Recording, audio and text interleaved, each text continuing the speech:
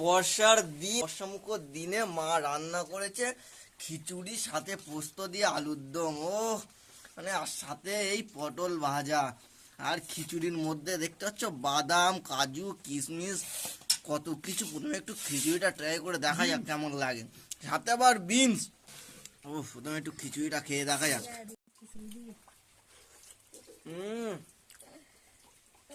দারুণ। একটু কাজু, কিশমিশ সাথে সব কিছু নিয়ে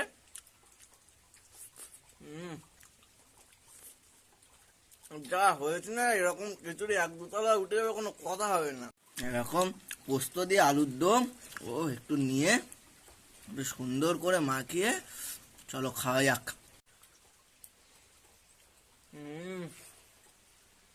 আর সাথে এরকম পটল ভাজা, দারুণ। পুরো জমে যাচ্ছে এই বর্ষামুখর দিনে খিচুড়ি।